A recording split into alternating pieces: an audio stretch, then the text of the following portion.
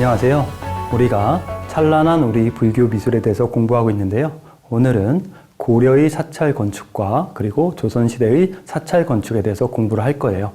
고려시대에는 나라에서 사찰을 만드는 데 있어서 많은 재원을 주기 때문에 우리는 조금 더 쉽게 국립사찰이라고 이야기할 수 있을 거고요. 그리고 조선시대에는 사찰에서 자체적으로 모든 재원을 조달했기 때문에 사립사찰이라고 이야기할 수 있을 거예요.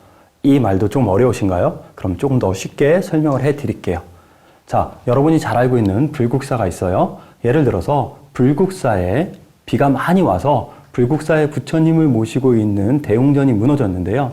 이 대웅전을 수리할 때 국립사찰에 해당되는 고려시대 때는 건물을 만드는 장인도 나라에서 보내주고 그리고 건물을 보수하기 위한 돈도 고려시대에는 다 나라에서 지원을 해줬어요. 그거에 비해서 조선시대에는 당연히 스님들이 자체적으로 모든 불사를 해야 됐기 때문에 관련한 모든 재원들을 스님들께서 마련을 하고 돈이 없을 때는 스님들이 바깥에 나가서 탁발을 하거나 시주를 받아와야 했었고요. 그리고 훌륭한 기술자들을 사지 못했기 때문에 심지어 스님들이 직접 각각의 건물들을 만들기도 해요. 이처럼 조선시대에는 정말로 어려운 환경 속에서도 스님들이 많은 건물을 지으면서 꿋꿋하게 불교 사찰들을 만들어 나갔어요.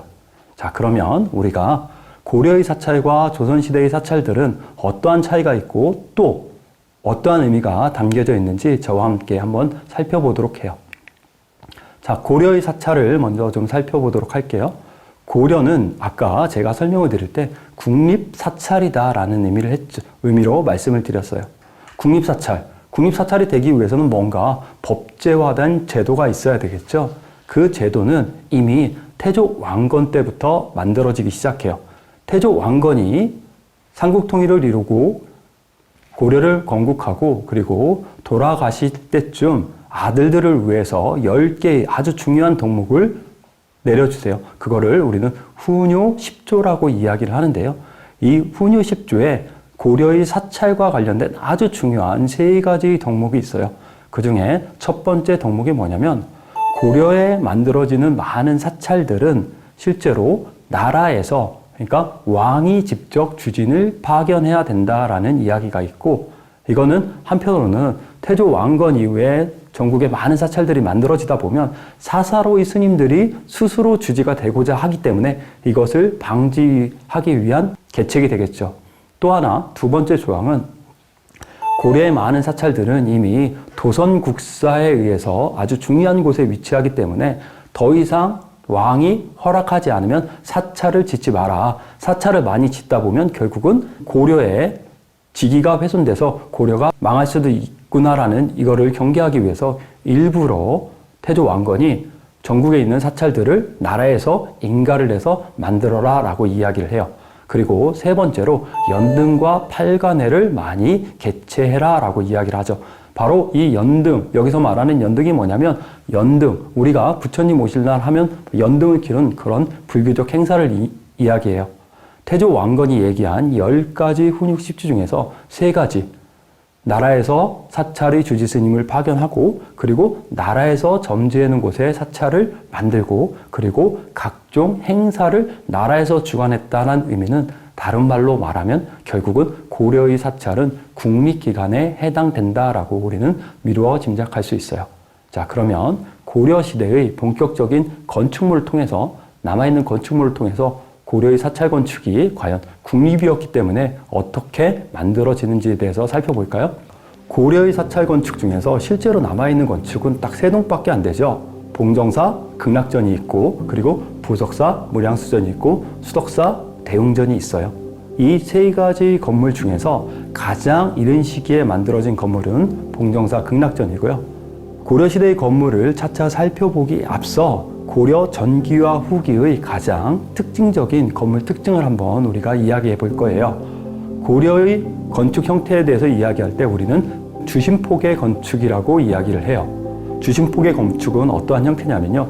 기둥 위에 공포를 하나만 배열하고 있는 걸 주심폭의 건축이라고 이야기를 해요. 그리고 주심폭 사이에 공포를 하나 주간포라고 이야기를 하는데 그거를 우리는 다폭의 건축이라고 이야기를 해요.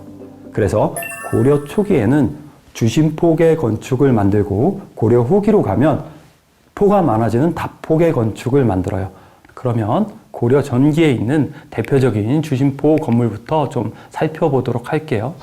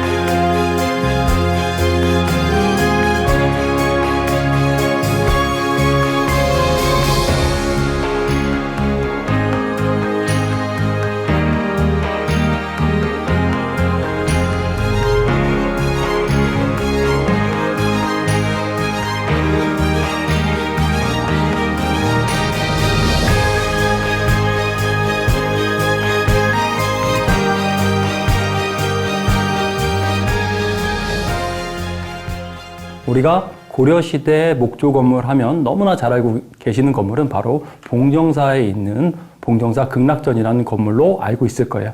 봉정사 극락전은 세계문화유산으로 지정된 봉정사에 있기 때문에 봉정사 대웅전도 유명하지만 극락전이라는 건물이 유명해요. 실제로 고려시대 때 만들어진 대부분의 건물 같은 경우에는 일제강점기 때 다 해체가 되는데 이 건물은 일제강점기 때 해체가 되지 않고 1972년 우리 손에 의해서 해체가 이루어지고 관련된 기록이 공민왕 때 이 건물을 해체했다라는 관련 기록이 나와요. 공민왕 때 이 건물을 해체했다는 건 결국은 이 건물이 언제 만들어진 건물이냐면 공민왕 이전에 실제로 목조 건물이 한번 해체되기 위해서는 최소한 100년, 150년 이상의 시간이 걸리거든요. 대체로 고려 공민왕 때 해체됐다는 말은 이 건물이 12세기 정도에는 최소한 만들어져 있어야 된다라는 말이에요. 그래서 이 건물을 고려에서 가장 오래된 주심포 형식이다라고 이야기를 해요. 이 건물의 가장 큰 특징은 대부분의 건물은 정면 3칸 구조인데 이 건물은 측면 4칸 구조라는 특징이 있고요. 그리고 우리가 잘 알고 있는 사찰 건물 같은 경우는 대부분 사찰 법당에 들어갈 때 신발을 벗고 들어가는 구조잖아요. 근데 이 건물은 신발을 신고 들어가는 구조예요. 신발을 신고 들어가는 구조는 약간 생소한 구조죠. 원래 우리나라에서 만들어지는 대부분의 사찰 건물들은 조선시대에 만들어진 건물이기 때문에 신발을 다 벗고 가는 마룻바닥의 구조로 바뀌고 난 다음에 사찰에 들어가기 때문에 그런 모습이 보여지지만요. 원래는 고려시대 때 만들어진 사찰 또는 조선 초기까지도 만들어진 사찰도 대부분 다 신발을 신고 직접 들어가는 구조로 이루어져 있어요. 이 봉정사 극락전에는 또 하나 재밌는 형태의 유물이 하나 전해지고 있는데요. 그게 바로 봉정사에 들어가자마자 중앙에 있는 부처님이에요. 대부분 부처님이 앉아있는 자리를 우리는 수미자 또는 불대자라고 이야기를 하는데요. 이 불대자에 부처님이 한 분 앉아 계시고 그리고 난 다음에 불대자 위쪽에 닷집이 있어요. 조선시대 만들어지는 사찰에 불상과 불상대자, 닷집은 다 각각 따로따로 만들어진 데 비해서 이 봉정사 극락전에서 만들어지는 불상, 닷집, 그리고 난 다음에 불대자 중에 불상대자와 닷집이 하나의 형태로 통으로 만들어진 우리나라에서 시기가 가장 오래된 불상대자와 닷집이고 그리고 그 형식도 참 독특한 특징을 나타내고 있어요. 자, 봉정사 극락전에 대해서 이야기를 하고 있는데요. 우리가 너무나 잘 알고 있는 봉정사 극락전, 고려시대 건물은 배울림 기둥을 기반으로 해서 만든다라는 사실을 잘 알고 있을 거예요. 그런데 안타깝게도 봉정사 극락전에서는 배울림 기둥의 모습들은 보여지지가 않고요. 그리고 봉정사 극락전의 여러 가지 특징 중에 하나가 실제로 기둥 위에만 주심포라는 공포를 만들고 있기 때문에 공포 하나하나를 만드는 각 부재를 정말 세밀하고 정교하게 만들어요. 뿐만 아니라 우리가 불전 안을 이 봉정사 극락전 같은 경우는 신발을 신고 직접 들어가는 구조이기 때문에 신발을 신고 들어가면 서 있는 공간인가요? 앉아 있는 공간인가요? 당연히 서 있는 공간에 해당이 되겠죠. 그렇기 때문에 천정이 낮지가 않고 천정이 높아요. 천정 자체를 아예 건물에서 만들지 않고 있어요. 이거는 고려시대에 만들어진 주심포 건물의 대표적인 특징이기도 해요. 그러면 결국은 사람들이 법당 안에 들어가면 천정을 본다는 말이 될 거예요. 그렇기 때문에 천장 내부에 있는 각각의 부재들을 정말 세밀하게 그리고 정교하게 만들어요. 이 봉정사 극락전은 중국에서 만들어지는 건물과 좀 비슷한 부분이 많은데요. 중국의 당나라 때 만들어지는 남선사 대전이라는 건물이 있어요. 이 건물은 약 745년 정도 만들어져서 8세기 때 만들어진 건물로 지금 추정되고 있는데 이 건물과 이 우리 봉정사 극락전이 상당 부분 유사성이 있어서 혹자들은 뭐라고 이야기를 하냐면 이 봉정사 극락전이 12세기가 아니라 통일신라 시대부터 만들어졌는데 여러 번의 개보수를 통해서 오늘날까지 전해지고 있는 건물이다라고 이야기를 하고 있을 정도로 상당히 남선사 대전과 유사점이 많이 나타나는 건물이에요. 다음으로 봉정사 극락전 다음으로 나오는 건물은 바로 수덕사 대웅전이라는 건물이에요. 수덕사 대웅전이라는 건물은 충남 예산의 덕숭산 밑에 있는 수덕사라는 사찰에 있고요. 고려시대에 만들어놓은 아주 대표적인 주심포 형식의 건물이죠. 봉정사 극락전도 마찬가지로 주심포 건물이고 수덕사 대웅전도 마찬가지로 주심포 건물이에요. 맞배 지붕집을 하고 있어요. 고려시대 불전의 대표적인 특징이 바로 맞배 지붕을 하고 있다는 게 아주 중요한 특징 중에 하나예요. 더욱더 재밌는 사실은 조선시대 맞배 지붕 같은 경우에는 옆면에 비바람이 세기 때문에 비바람을 막기 위해서 풍판이라는 부재를 대요. 그러면 실제로 사찰의 옆면, 지붕의 옆면 모습이 보여지지 않고 있는데 고려시대에 만들어진 이 수덕사 대웅전이라든지 그리고 봉정사 극락전 같은 경우 옆면에 천정 가구의 모습이 그대로 노출되고 있어서 상당히 아름다운 모습을 노출하고 있어요. 그 대표적인 부재의 명칭이 수덕사 대웅전은 우리가 건물을 만들 때 지붕 위에다가 건물 천정을 만들기 위해서 돌이라는 부재를 이렇게 놓거든요. 근데 돌이는 대체로 동그란 것도 있고 네모난 부재가 있어요. 근데 도리가 동그랗다 보니까 이 부재들이 이제 좌우로 움직일 수가 있거든요. 그래서 이 좌우로 움직이는 도리를 잡아주기 위해서 위에 있는 도리와 밑에 있는 도리를 중간에 이렇게 잡아주는 부재가 하나 필요해요. 그 부재를 고려시대 건축 용어로 뭐라고 이야기를 하냐면 우미량이라고 이야기를 해요. 소 꼬리처럼 생긴 부재예요. 그렇게 우미량을 받쳐놓고 도리를 받치고 있는 모습들이 바로 수덕사 대웅전 측면에서 보면 그 모습이 그대로 노출되어 있어서 고려시대의 건축 그리고 천정의 지붕 가구 구조에 대해서 정말로 잘 볼 수 있고 그리고 아름답게 만들어 놨어요. 수덕사 대웅전을 들어서면 주심포 건축의 형식이라고 이야기를 했는데 다른 주심포 부재에는 없는 수덕사 대웅전에만 있는 헛첨차라는 부재가 있는데요. 이 헛첨차라는 부재는 뭐냐면 대웅전에 있는 주도 바로 밑에 가짜 첨차라는 의미로 이게 주도 밑에 있는 부재예요. 이거는 다른 건물에만 없는 수덕사 대웅전에서만 나타나는 주심포 계열의 건물에서도 상당히 특징적인 부재예요. 이런 부재가 나타나는 건물은 수덕사 대웅전에서 이런 부재가 나타나고요. 그리고 난 다음에 강릉에 있는 강릉 객사문에서 이렇게 부재가 나타나서 일정 부분 학자들은 이게 하나의 건축 스타일이다라고 이야기하고 있어요. 또 재밌는 사실은 주심포 건물이기 때문에 각각의 공포 하나를 만들 때마다 상당히 공력을 들인다라고 제가 설명을 드렸어요. 근데 공력을 들이는데 어느 정도까지 공력을 들이냐면 각 부재, 아주 조그만 부재 하나까지도 정말 정성스럽게 이렇게 하나하나 다 다뤄서 실제로 조각을 해내고 있거든요. 우리가 건축 용어에서는 바로 기둥 위에 있는 아까 주두에 대한 얘기를 잠깐 드렸는데요. 주두 받침을 가지고 있는 것과 주두 받침을 안 가지고 있는 게 있어요. 그래서 고려의 주심포 형식에도 주심포 형식에서 굿받침을 가지고 있는 형식과 그리고 굿받침을 가지고 있지 않은 형식으로 나누는데요. 그래서 사람들은 뭐라고 이야기를 하느냐? 굿받침이 있는 거는 고구려의 고분벽화에 많이 나오기 때문에 여대, 주심포, 라고 이야기를 하고 굿받침이 없는 형태는 안압지라든지 신라시대 건축 형태에서 나오기 때문에 이런 주심포들을 신라할 때 라대 주심포라고 이야기를 해요. 주심포를 두 가지 계통으로 나누는데 하나는 신라시대 계열의 주심포 그리고 하나는 고려시대 주심포 계열로 나눠요. 근데 주심포 건물이 실제로는 우리가 역사적 건물이라고 이야기하는 거는 지금 방금 전에 봤던 고려시대 가장 오래된 봉정사 극락전 그리고 수덕사 대웅전 앞으로 보게 될 부석사 무량수전 이 세 동밖에 없는데 이 세 동에서도 또 각각의 시기성과 특징에 따라서 라대 주심포 계열과 여대 주심포 계열로 나누고 있다는 게 특징적이라고 이야기할 수 있어요. 자, 실제로 아까 우리가 봉정사 극락전에서 봤을 때는 불단 안으로 들어갔을 때 신발을 신고 들어간다고 했나요? 벗고 들어간다고 했나요? 신발을 신고 들어간다고 했었죠.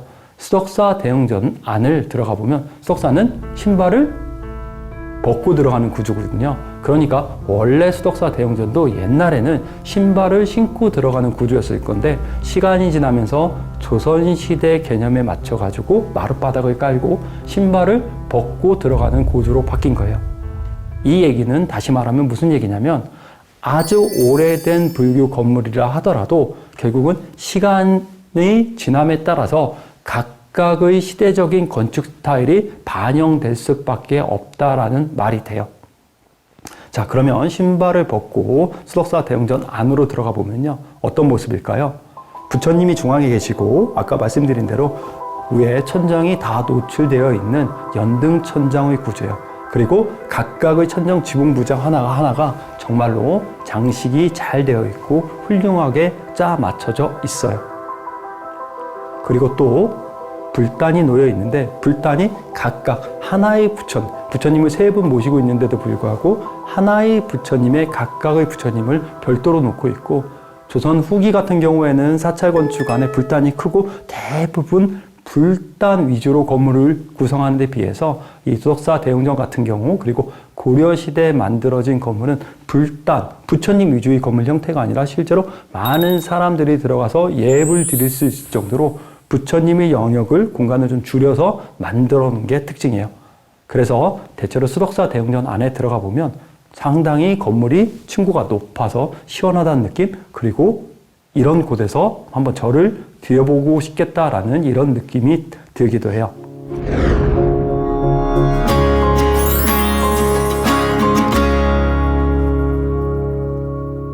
예, 고려의 건물 중에서 가장 큰 건물인 부석사 무량수전이 어쩌면 고려의 주심포 건물에서는 가장 중요한 건물일 수 있어요.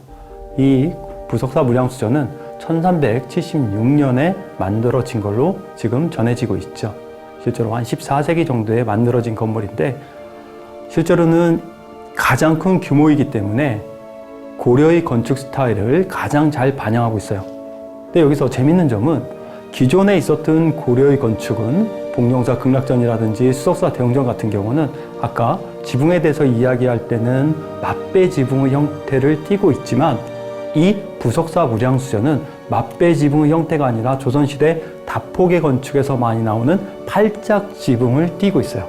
그래서 혹자들은 뭐라고 이야기를 하느냐, 봉정사 극락전 그리고 수덕사 대웅전은 맞배 지붕으로 만든 건물이고 그리고 부석사 무량수전이 팔짝 지붕으로 만들었기 때문에 이거는 아마도 조선시대 맞배 지붕에서 팔짝 지붕으로 좀 바뀌어진 형태가 아니었겠는지라는 의견을 일부 게재하시는 분도 있어요.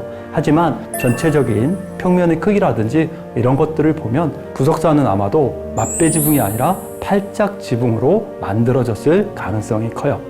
부석사의 전체적인 형태는 정면이 5칸이고 측면이 3칸 구조로 이루어져 있고 또 하나 이 부석사 역시 들어갈 때는 현재 마룻바닥을 깔아놓은 상태지만 원래는 마룻바닥 밑에 전도를 까놨던 흔적이 확인되고 있어요.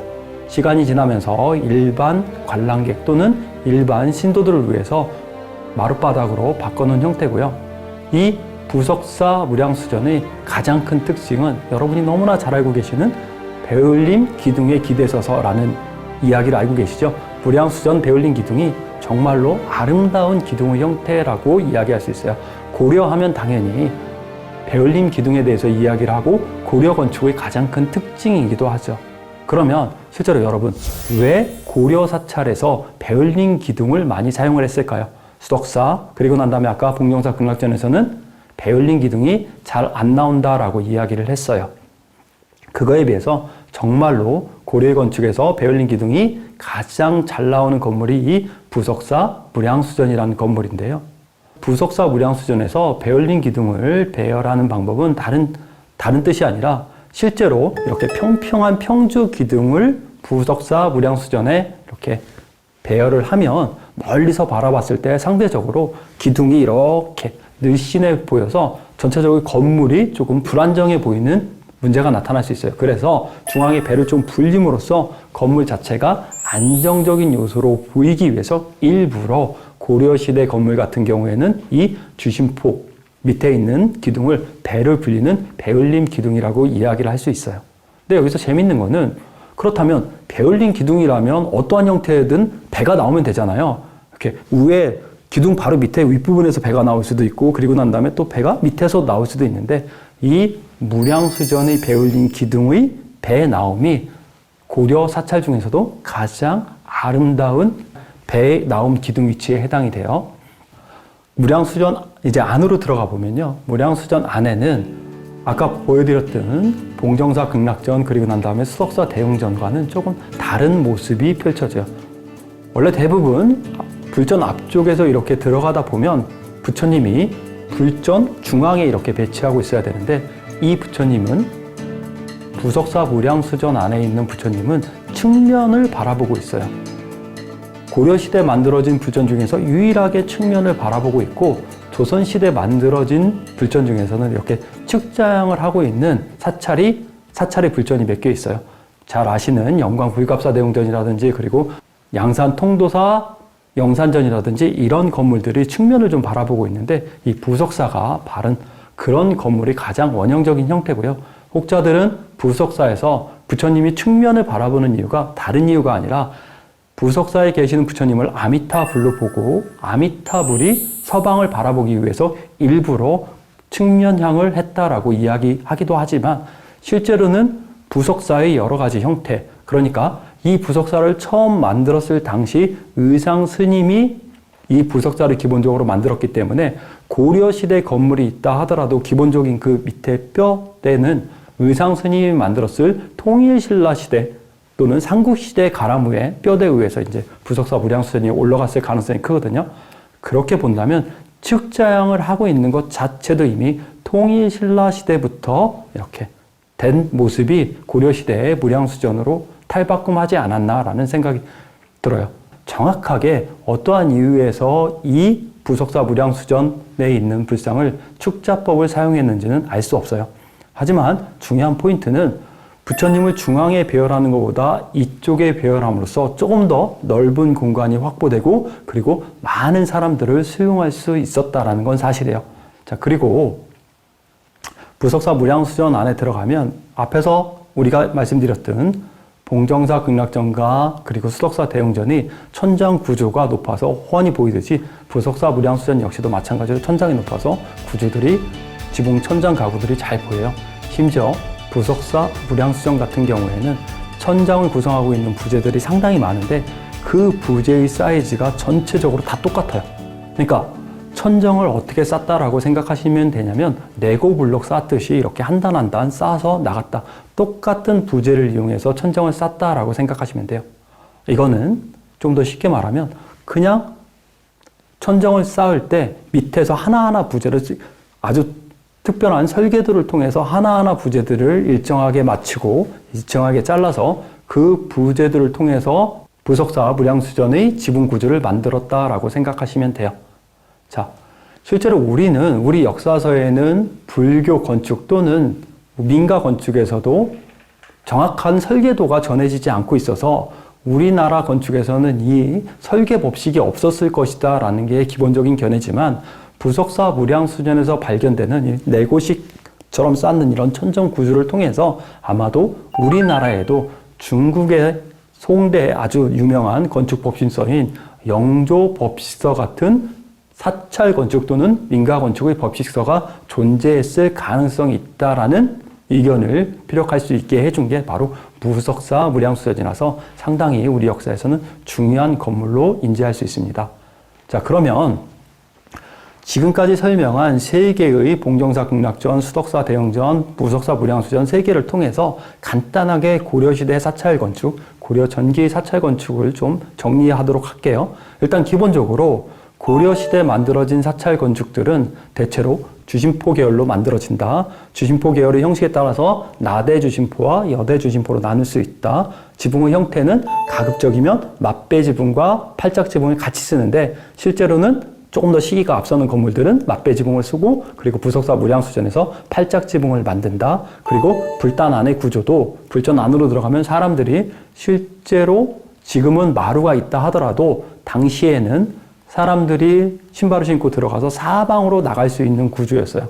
그렇기 때문에 사람들이 불전 안에 돌아다니다가 필요하면 뒷문을 통해서 나갈 수도 있고 측면을 통해서 나갈 수 있기 때문에 조선시대에 만들어지는 건물과 다르게 고려시대에 만들어지는 건물은 불전 뒤에도 벽이 있고 문을 놓고 그리고 측면에도 벽을 놓고 문을 놓는 구조로 만들어지는 게 가까워요. 그거에 비해서 상대적으로 조선시대에 만들어지는 불전은 신발을 벗고 들어가기 때문에 신발을 벗고 들어가는 위치로 다시 돌아와야 되죠. 그래서 측면의 문들이 사라지는 경우도 있고 그리고 불전의 뒷공간이 점점 없어지는 구조적 특징이 나타나요. 그게 지금 설명드린 게 바로 고려의 건축과 조선의 불전 건축의 가장 큰 차이라고 이야기할 수 있어요. 자, 그러면 우리가 이제 조선시대로 한번 넘어가 보도록 할게요.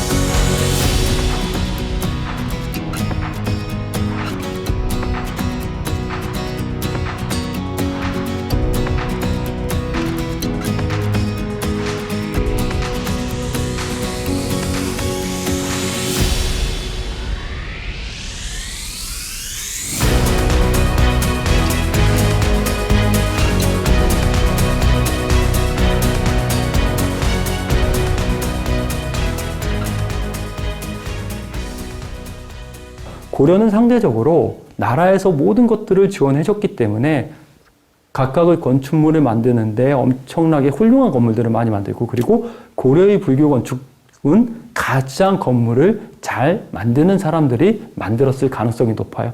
그거에 비해서 상대적으로 조선시대의 건축들은 스님들이 자체적으로 모든 것들을 해야 되기 때문에 고려시대 건물에 비해서는 다소 조금은 건물 형태가 좀 안 이쁠 수도 있지만 나름대로 조선시대 스님들이 최선을 다해서 각각의 사찰 건물들을 만들고 있어요. 고려의 불교가 끝나고 조선시대로 들어오면서 아주 중요한 두 가지 건물들이 만들어지는데요. 그 중에 하나는 바로 고려시대 주심포 계열의 건물이 조선 초기에 만들어지기도 하고 그리고 고려 후기에 나오는 다포 건물들이 고려 조선 초기에 나와요. 그래서 그 가장 대표적인 건물을 우리는 주심포 계열의 건물은 무의사 극락보전이고요. 그리고 다포 계열 건물은 봉정사 대흥전입니다. 먼저 무의사 극락보전은 실제로 1956년에 건물을 해체 수리하면서 1476년에 건물의 벽화를 수리했다라는 관련 기록이 나와요. 그런데 이 건물의 재밌는 점은 주심포 구조이면서도 고려시대 스타일에서 약간 벗어난 새로운 형식들이 등장하는데 그게 바로 불전 뒤에 배열한 벽화가 등장해요. 실제로 우리는 사찰 주변에 가면 대부분 벽화가 아니라 불화를 많이 보고 있죠. 근데 이 무의사 극락보전은 안으로 들어가 보면 부처님이 있고 부처님 뒤에 벽화에다가 그림을 직접 그리고 있거든요. 원래 고려시대의 모습은 아마도 지금 모든 벽화들이 다 사라져서 없지만 실제로는 정각 안에 뒤에 벽화의 모습으로 있었을 가능성이 큽니다. 그런 마지막까지 형태가 바로 무의사 극락보전에서 나타나고요. 더욱더 재밌는 사실은 무의사 극락보전 뒷벽을 보면 관음보살이 그려져 있거든요. 근데 우리 조선 후기 사찰 중에서 약 18개 이상의 사찰에서 사찰 후불벽에 관음보살을 이렇게 그리고 있는데 이 가장 원형적인 형태가 무의사 극락보전에서 나타나기도 해요. 뿐만 아니라 무의사 극락보전은 아까 제가 설명드린 대로 고려시대 건물은 천정을 만들지 않는 구조라고 이야기를 했는데 이 무의사 극락보전에서는 천정이 딱 나타나거든요. 근데 재밌는 거는 천정이 딱 중앙에만 나타나요. 그리고 왼쪽과 오른쪽은 별도로 천정을 만들지 않고 있어요. 이거는 반대로 조금 이따 설명을 드릴 봉정사 대웅전에서 나타나는 구조와는 완전히 다른 구조예요. 이러한 고려시대 형식을 계승해서 조선 초기에 만드는 주심포 건물이 있는 반면에 또 하나 다포 계열 건물로는 봉정사 대웅전이 있어요. 이 봉정사 대웅전 같은 경우는 아까 말씀드린 대로 기둥과 기둥 사이에 공포가 있고 기둥 사이에 주간포가 있는 다포계 건물로 조선 초기에 만들어진 가장 대표적인 건물 형식이고 정면 3칸, 측면 3칸의 형식이에요. 이 건물의 가장 큰 특징은 고려시대 주심포 건물에서 나오는 천장이 없는 구조에서 천장이 생기고 마룻바닥이 생기고 그리고 처음으로 불화가 벽화가 아닌 불화 형태로 등장한다는 게 조금은 다른 점이에요.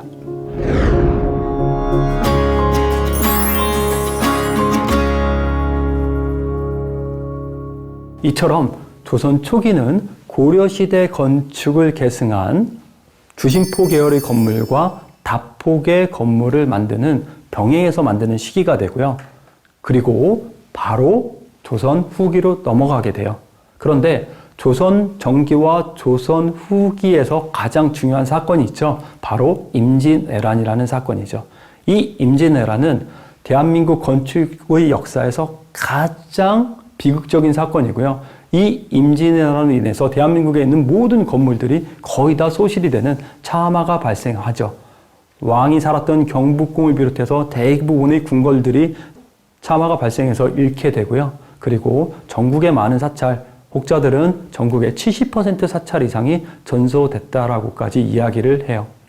그러면 이 임진왜란 과정을 통해서 엄청나게 많은 스님들이 참전을 해서 나라에서 결국은 승병의 참전으로 인해서 그나마 조선 초기부터 있었던 여러 가지 불교의 탄압댁 정책이 좀 풀리기도 하고 그리고 사찰을 자체적으로 수리할 수 있는 권한들을 좀 부여받기 시작해요.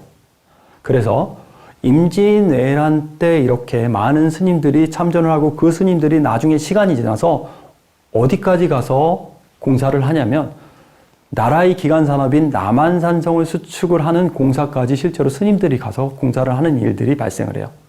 어찌됐든 간에 조선 시대에 임진왜란의 발생으로 전국에 있는 많은 사찰들이 전소되고 그 사찰들을 새롭게 건립하는 문제들이 생겨요. 그런데 경제가 넉넉지 않았기 때문에 조선 후기 사찰의 불사는 고려시대 사찰의 불사와는 완전히 다른 방향으로 흘러가게 돼요. 자, 우리가 실제로 근 70년대 우리가 새롭게 경제부흥을 하면서 좀 잘 살기 위해서 어떤 운동을 했냐면 아나바다라는 운동을 했어요. 이거는 아껴 쓰고 나눠 쓰고 바꿔 쓰고 이런다라는 뜻이에요. 이 말이 바로 조선 후기 불교 건축사의 역사에 그대로 적용이 돼요. 자, 첫 번째로 아나바다라고 이야기를 하면 우리가 아껴 쓴다라는 말이 되겠죠. 네. 아껴 쓴다는 말은 조선 후기에 되면 어떠한 건물들이 등장하냐면 조선 초기에 만들어졌던 다포 건축의 형식, 봉정사 대웅전 기억하실 거예요. 봉정사 대웅전의 모습이 조선 후기가 되면 다포 건물로 만들어지는데 다포 건물에 어울리는 지붕의 형태는 팔짝 지붕의 형태예요. 그런데 팔짝 지붕으로 만들지 못하고 다포를 만들 때 맞배 지붕으로 만드는 건물들이 등장해요. 가장 대표적인 건물이 경상도 일대에서 나오는 건물들이에요. 범어사 대웅전이라든지 그리고 양산 통도사 영산전 이런 건물들이 가장 대표적이고요.